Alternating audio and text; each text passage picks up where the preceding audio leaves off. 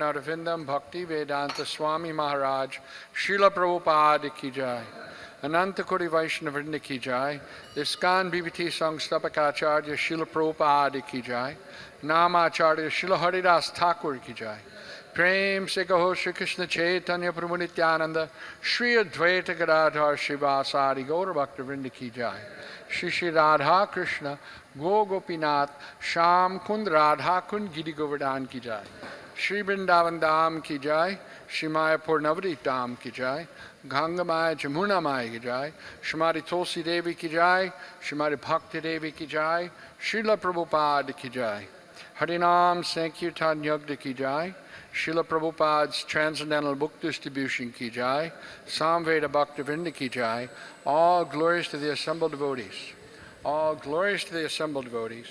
All glories to the assembled devotees. All glories to Srila Prabhupada.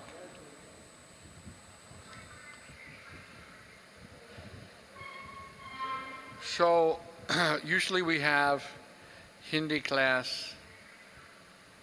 So, we're going to have one day a week English class in Bhagavad Gita. Is that okay?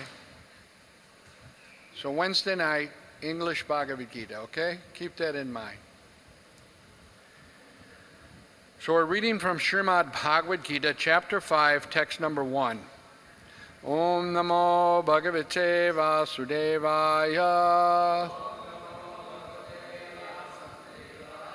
Om Namo Bhagavate Vasudevaya.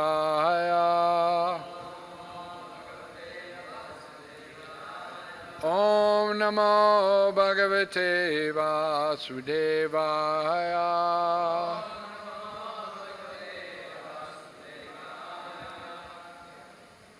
Arjuna Vacha Sanyasam Karmanam Krishna Purna Yogam Cha Sangsasi Yachtraya Itayorekam Tanme Bruhi Susnishchitam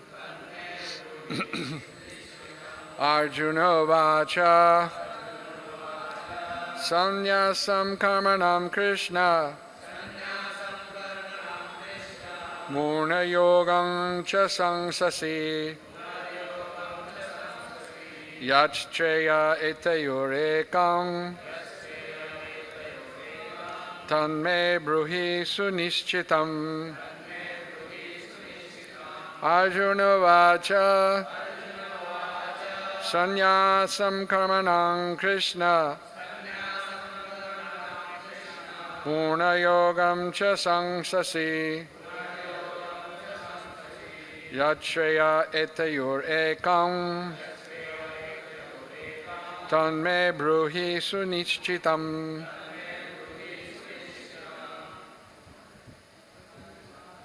Arjuna Vacha Sanyasam Karmanam Krishna Purna Yogam Sasamsasi Yatshreya Itayorekam Tanme Bruhisi Nishchitam.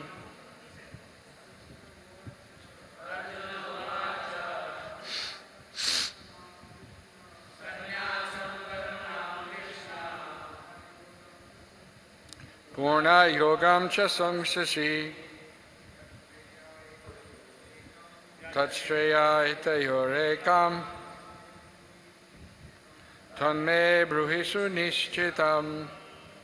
Arjuna Vacha Arjuna said, Sanyasam renunciation, Karmanam of all activities, Krishna, O Krishna, Punaha, again, Yogam, devotional service, Cha, also, Sangsasi, you are praising, Yat, which, Shreyaha is more beneficial.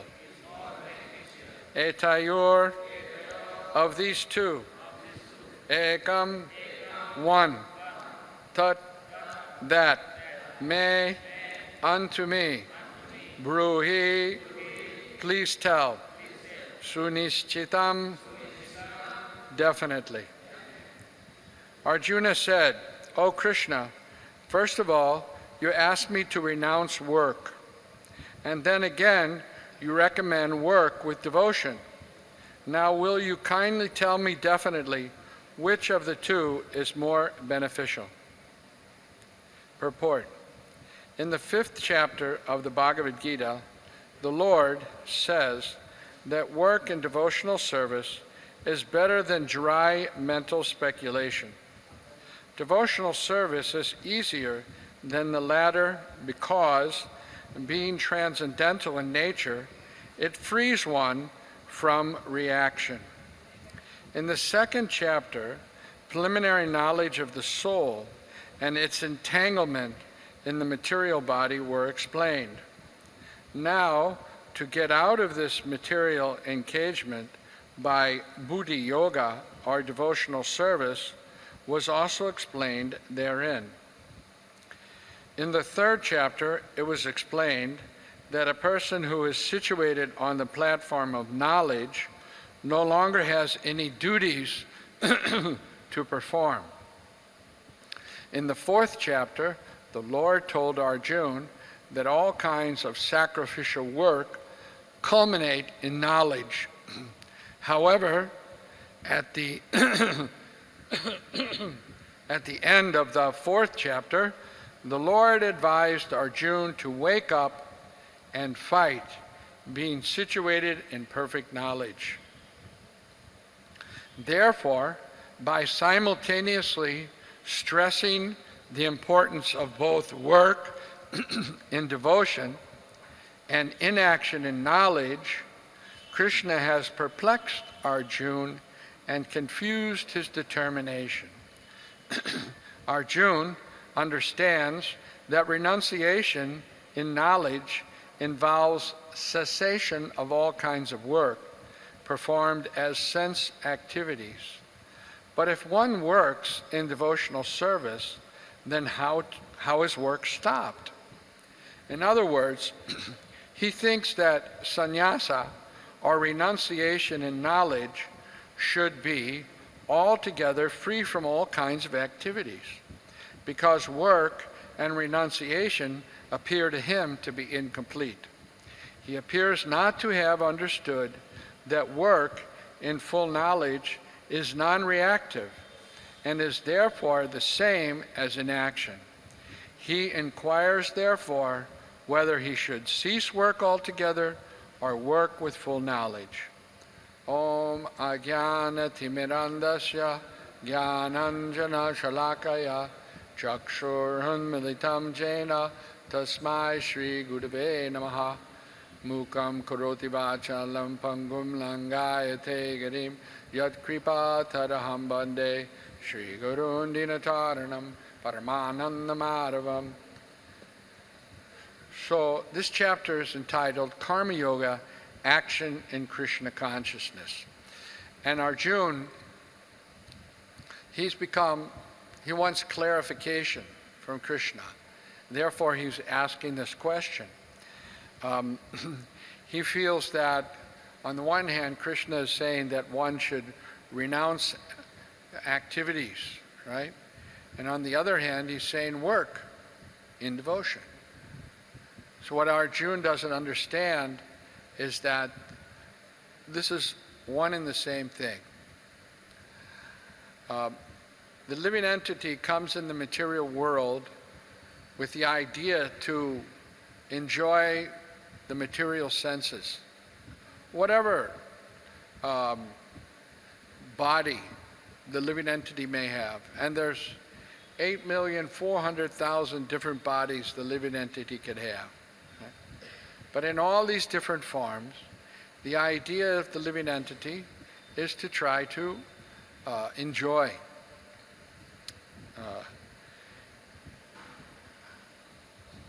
But the more living entity tries to work in such a way that the living entity will enjoy, the more the living entity becomes entangled in material existence.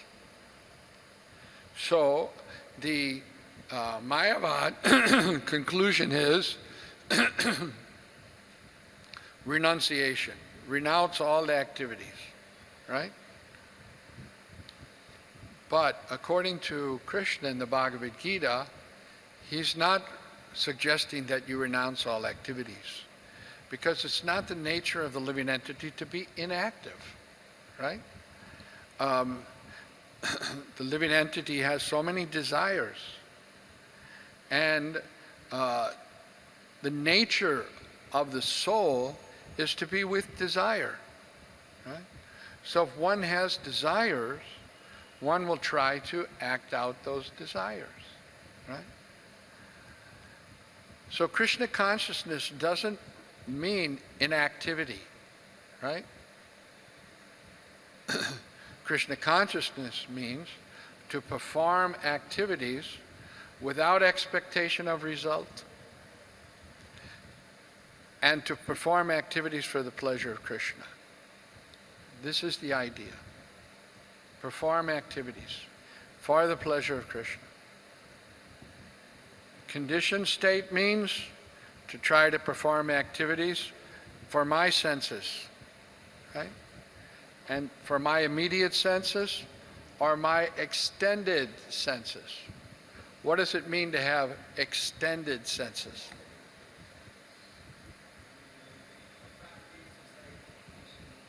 Right. Family, society, right? I'm concerned about their sense gratification. This whole concept of democracy is based on the politicians promising the constituents, give me your vote, you'll enjoy sense gratification, right? Give me your vote. You'll enjoy like anything if you give me the vote, right? So they give the vote. Then after the term is up, nobody's satisfied. He couldn't satisfy them. So, kicked out.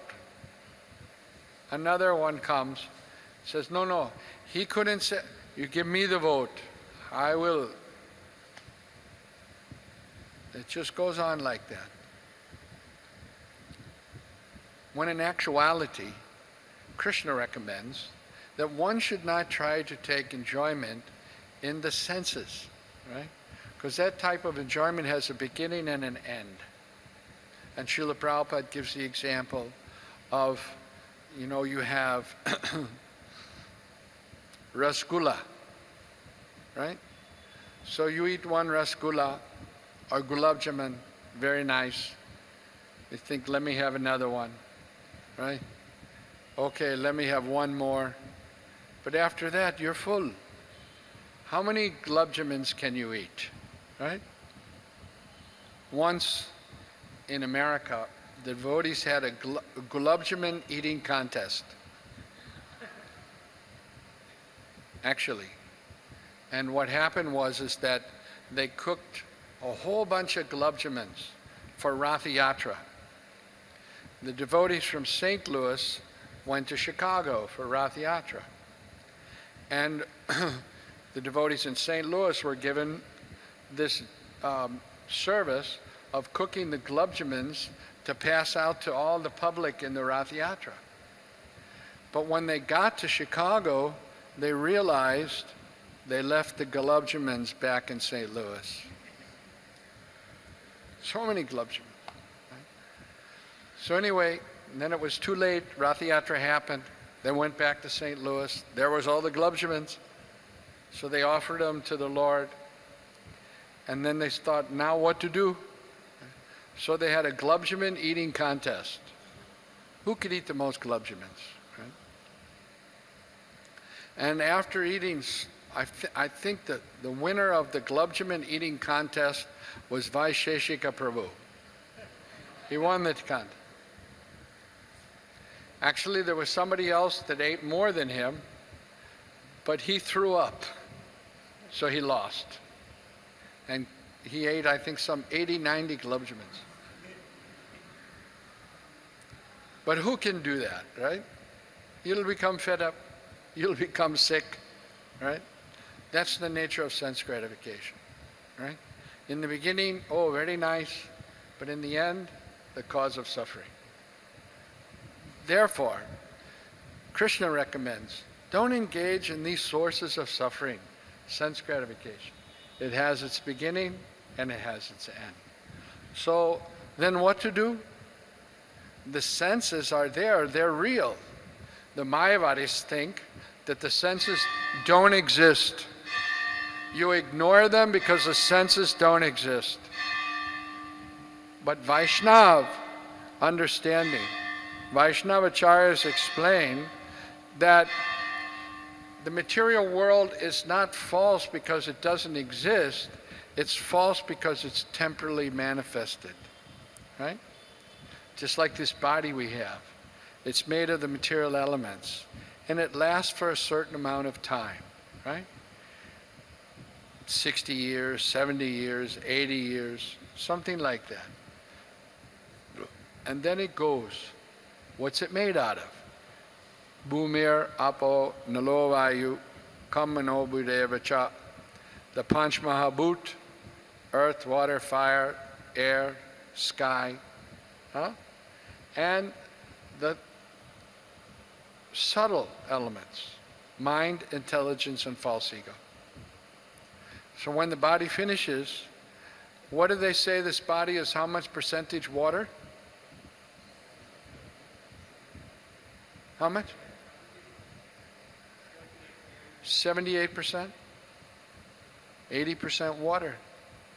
So the water part goes to the water, the earth part goes to the earth, right? There's fire in the body too. You heard of the fire of digestion, right? Digestion happens because of the fire. And you feel heat. How can you have heat in the body if there's no fire? Huh? So the fire element is there.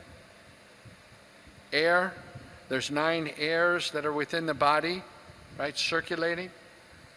When the air is imbalanced, it creates a disease. Ayurvedic medicine means to balance the different elements, kapha, pitta, vayu, right? So when the airs become imbalanced, disease comes, vata rog. So this is what the body is made of, right? And along with that, there's mind, intelligence, and false ego. The body, the soul is covered by this gross material body, but is also covered by the subtle body, right? Mind, intelligence, and ahankar, false ego. And due to the ahankar, the living entity is thinking that the body is me, I am this body. If I was born in Gujarat, then I'm Gujarati. If I was born in Orissa, I'm Odia. If I'm born in America, I'm an American. But no, that's simply the body. It's our covering, Krishna says. Just like when your clothes become old, when they become useless, you take them off, you get a new set. You're not yellow shirt. Hey, yellow shirt, come here. You're not yellow shirt. White shirt, right? It's simply our covering. In the same way, we're not this material body, Krishna says. But yet, the body has its existence. We are inside of it. We can't deny that, right? So rather, Krishna is saying that one should engage the senses in works of devotion. In works in relationship to the Supreme Personality of Godhead, for the pleasure of the Supreme Personality of Godhead. This is real renunciation.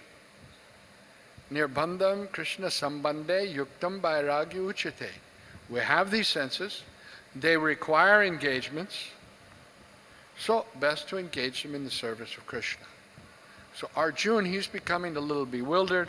He's mistaking renunciation to mean no activities, giving up all activities. But that's not possible, right?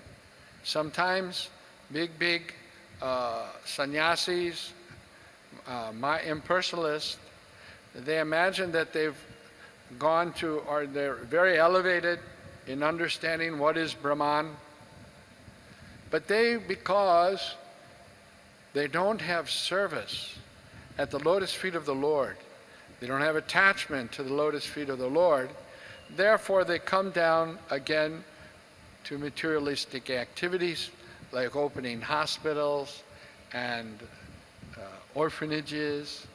These are mundane materialistic activities, right? Because they're not engaged in the service of the Lord. They haven't engaged the senses in the Lord's service, therefore they don't achieve satisfaction. Their realization is hiltahe, and they come down again to materialistic activities. So in this chapter, Krishna is going to explain how to act in Krishna consciousness, how to work for Krishna, and therefore become free from the reactions of work. Work, later on explains, work done as a sacrifice to Krishna it frees us from the reactions, right? There's no reaction to that. Therefore, that type of work is recommended. Work done where a person is attached to the results and trying to enjoy the results of that activity, that is a cause of bondage, right? Working for sense gratification, the result is you stay on the bodily platform. You identify with the material body. You identify falsely with the material circumstance and therefore suffer. Right? So the process of Krishna consciousness is to work for Krishna. And we have various senses. We have eyes, and we have the tongue, we have the ears, right? Krishna consciousness means to engage these in the service of Krishna.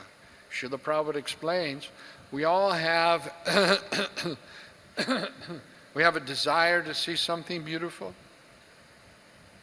The materialists want to see a beautiful woman, right?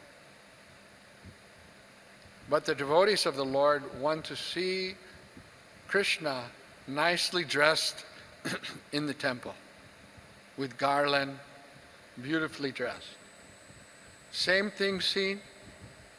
One seen as a cause of bondage, the other seen as the cause of elevation, elevate the consciousness. And all the senses can have their proper engagement. The tongue, what does the tongue do? Prabhupada explains, vibrates and tastes. Right? So non-devotees are very busy vibrating the tongue, right? Talking, share market, price, what is the price? What is a share today, right? Okay, I'll buy, they're all busy in this. A devotee means to engage the tongue in speaking about Krishna. Talking about Krishna's philosophy from Bhagavad Gita, and talking about Krishna's pastimes and his devotees' pastimes in Srimad Bhagavatam. One who can engage the tongue in these activities of speaking about Krishna's pastimes and Krishna's philosophy, they're on the transcendental platform. And for them, they can maintain that because their senses are engaged. Right? Speaking, hearing, tasting, only Krishna prasadam. Eating only what is offered to Krishna, not other things. People are very fond of eating things. Therefore, you see, just in this area, so many restaurants. because people are fond of the chasing after a taste for the tongue.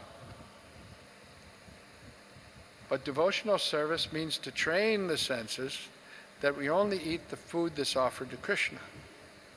Right? Krishna Prasada. To hear from the devotees about Krishna. And in this way, there's no reaction. Rather, one will become elevated. First situated on the platform of goodness, and then higher than that on the transcendental platform.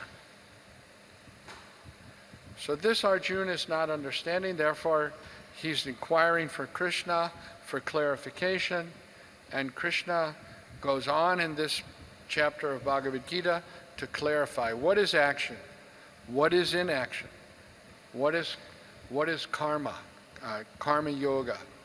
Ultimately, karma yoga means devotional service, right? Other people talk about karma yoga is that, whatever you're doing, right? That's yoga. Work is worship. Work is worship. You can be doing any darn thing, and they would think this is my worship. I go to my factory, and I have my workers. This is my worship. It's worship if you're doing it for Krishna. If you're running your factory for sense gratification and the sense gratification of your workers, then how is it worship? It's not worship. It's a cause of bondage. It's a cause of engagement. It's a cause of another sojourn in the material world in another body. Right? But this people are not aware of. They're wrongly thinking. Your work can be worship if that work is in relationship to Krishna. If by running your factory you're earning money and you use that money to propagate the Krishna consciousness movement, then your work can be worship, but not otherwise. So, this chapter will clarify all those points as we further read it. And we'll stop there. Does anyone have any questions?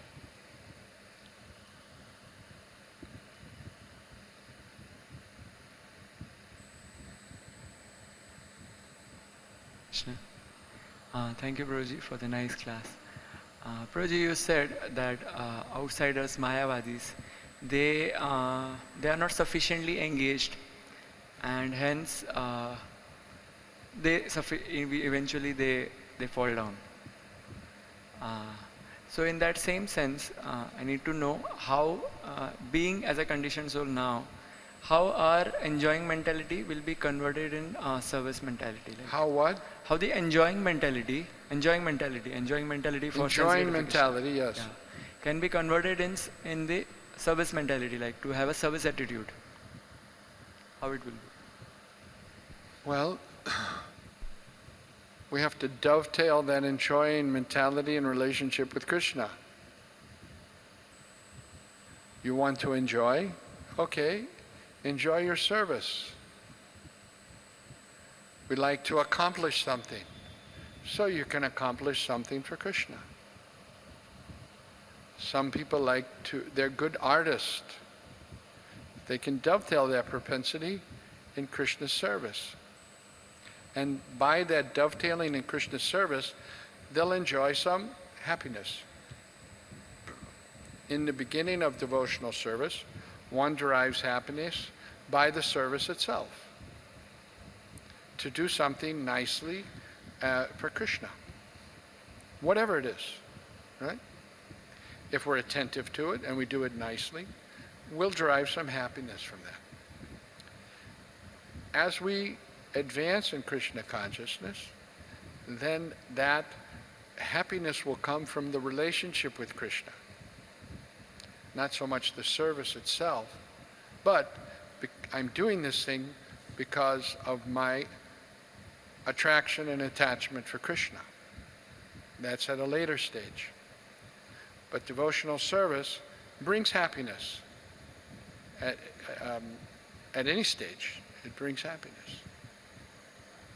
So by regularly engaging in devotional service, hearing, chanting, remembering Krishna, chanting His holy name, remembering Him, we'll get happiness by that. And therefore we'll avoid the pitfall of sense gratification. And eventually, we'll perform all of our activities simply out of an attachment for Krishna, out of an attraction for Krishna. It's described in the Nectar of Devotion that the sons of Krishna in Dwarka, they may have liked to do something, but if Krishna didn't like it, they would never do that thing. And there may be things that they didn't like to do, but if Krishna wanted them to do it, then they happily did it. All because of a relationship with Krishna, attachment to Krishna. So this is what we're striving for, is to become attached to Krishna, to become attracted by Krishna, and it's gradually happens. So one, it's described by Rupa Goswami and the Nectar of Instruction, one has to be patient. Patient. You may think, well, I want to become Krishna conscious. Well, you will be, but maybe not right away. It may take some time. So you have to be patient. But not too patient. If you're too patient, that's the mode of ignorance. Right? Yeah, ek din aa jayega, will happen one day. Right? No. But not overly passionate about it either. We have to have enthusiasm, utsaha, patience, right? And determination. You have to be determined that in this lifetime, I'm going to use this life in the service of Krishna. That's our determination. I'm not going to be diverted by any other thing. Whatever it happens, I will serve Krishna. This is called nishtha, right? Determination. So we need a balance of these things. Enthusiasm should be there. Patience to understand that gradually it will come. And nishchaya, determination to reach the goal. If we have a balance of these three things, then it's very conducive to making advancement in Krishna consciousness.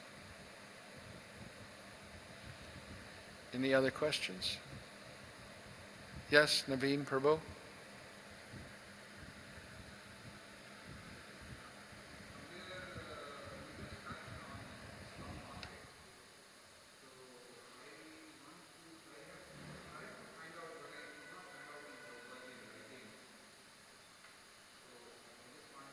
I touched on what? Stock market, yeah. Yeah.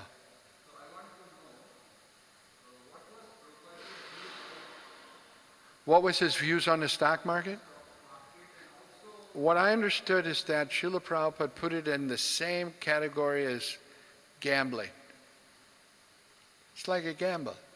You put your money there and hope that the shares go up. You put your money in the crap game, dice, and hope that you get the, what do they call it? 7, 11, right? But you could get 2, which is craps, lose, right? It's called gambling, right?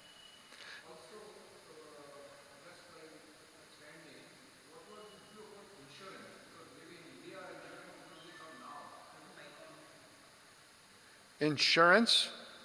Yeah, about insurance and also about like banks have got FD, you deposit for fixed term. Yeah. So Prabhupada kept money in fixed deposits. So he was not against fixed deposit? No. No, in fact, when Srila Prabhupada left this world, he had about 100 lakhs in fixed deposit. Okay, so fixed deposit was okay, but what about insurance?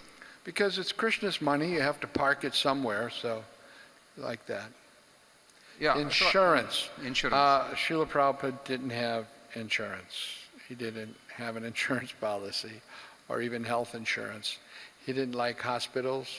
He said at the end, don't take me to the hospital. I don't want any tubes and all these things.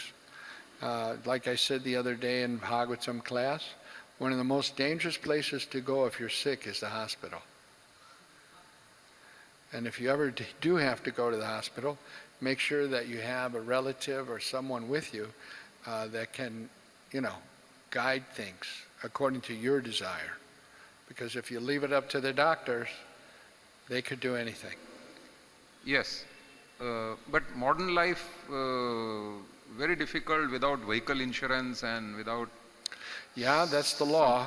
If Prabhupada you said... can't drive on the street. You can't drive on the street without car insurance, that's right. So whether you like it or not... Prabhupada said, if you can't follow the laws of the state, how will you follow the laws of God? So we have to keep in with the ordinary activities that are, statutory. If you want to use a car in Krishna's service, then you also have to have insurance to drive it. You have to have a valid driver's license. You can't say that, oh, I'm a devotee of Krishna, I don't need a license, I don't need insurance. No, you can't do that. Then you'll be in trouble. Yeah, no, you right? can't do that. That doesn't give you, being a devotee of Krishna, doesn't give you a license to act irresponsibly. Or misinterpret. You must act responsibly. The devotees are the most responsible persons, right? Yes. But at the same time, they're very cautious. They don't use vehicle for sense gratification, they use it for preaching. They don't use vehicle for trying to impress other people. Look, I have fancy car. This is the non-devotees mentality. Attachment to the car is not good. Car insurance may be okay. Attachment to the car for sense gratification, aggrandizement of your ego is very bad. But insurance is required if you're going to use the car for preaching engagement or shopping. We have to get the best prices for vegetables, so we need a vehicle to go to market. And so therefore we have to have the registration in the glove box and have the proper insurance certificate there. Yep. The ordinary course of activities. Yep. Rupa Goswami says in the Nectar of Devotion that a devotee is attentive to the ordinary course of activities, not irresponsible. Right. Okay. Thank you. Hare Krishna. Welcome. Hare Krishna, Prabhuji. Prabhuji, you said that eyes we can use to take darshan of Krishna, but I have also heard that when we go in front of Krishna, it is with that attitude that Krishna will see us. We will get ready with that attitude. We will wear kurta with that attitude, put tilak with that. That we are there so that Krishna can see us, not that we are here to see Krishna. Is it right or? I didn't catch it. What did you say? I said, Prabhuji, we go in front of Krishna so that Krishna can see us. Yes. So, Krishna really does see you. yes. He sees beyond your material body. He sees you. Right? Yes. But because we have a material body, it's difficult for us to see Krishna. Krishna is everywhere. He's in your heart. But you don't see him. So Krishna comes in a form in the Archa Vigraha that we can easily see. We can handle, we can dress, we can serve. Krishna is so kind, he comes in that form. It's actually Krishna. He comes in that form so that we can render service, that we can see him, nicely dressed. And that way we become attracted. Our senses become purified. It's out of his kindness that he accepts. on the request of his pure devotee. Just like Srila Prabhupada requested Radha Ras Bihari to come here to this Hare Krishna land. And you accept their service. We can't directly approach Krishna. Very difficult. We don't have that purity and that love. But on our behalf, because Srila Prabhupada has requested Radha Ras Bihari to accept our service, therefore we're able to serve Krishna. So we should always be very careful with Krishna, right? And we shouldn't think, oh, I'm offering such nice clothes, or I'm offering such nice foodstuffs. What are you offering? Prabhupada said. The things that you offer are nothing for Krishna.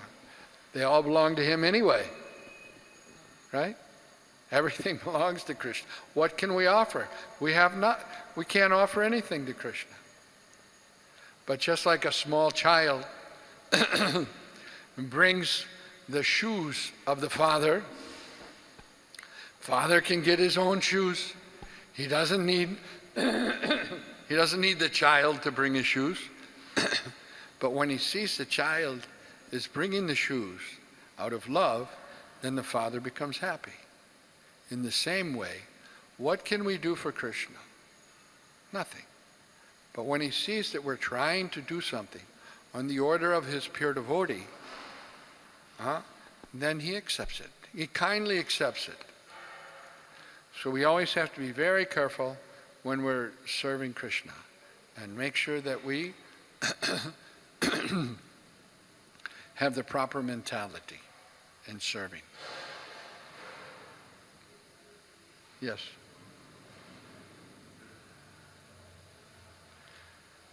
Hare Krishna, Prabhuji.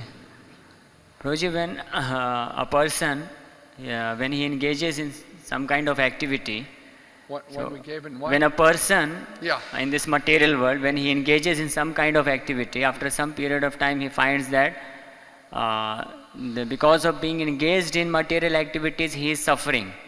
So the general tendency is to avoid work, and that is why some people, they try to take the path of so-called renunciation. So it becomes difficult for them to work and give up the result to Krishna. This is more difficult, because if I am working and if somebody says that you give the result to Krishna, so that is more painful. And well, people, they're always looking for their vacation, their what do you call, chuti, leave time. Right. So, but after the leave, they're back. They never leave permanently. They only take 1 week leave, 10 days leave, right? Because the nature is to work. The nature is to do something. But the non-devotee wrongly thinks that I should work and get some fruit from that work, and then I will enjoy that fruit. Work, get a paycheck, and I'll enjoy that paycheck. And that's why he's working. You say no paycheck, then no work. He won't come. He'll look for some other job. This is called fruitive activities, karma. Whereas the devotee is also working. They're working just as hard, but not with the fruitive result. They're working for the pleasure of Krishna. And their happiness comes not from getting the fruits of their labor, but by offering the fruits of their labor to Krishna. This brings satisfaction. Just like a person that has so much money, so much wealth, they're fabulously rich, like a Bill Gates or Rockefeller, or so many persons that had fabulous wealth, and they began to do social welfare activities, right? They had so much money, but they used that money to help other people, which is good. But it's not transcendental, right? Rather, they should engage their fabulous wealth in the service of Krishna, by spreading transcendental knowledge, the knowledge of Krishna, right?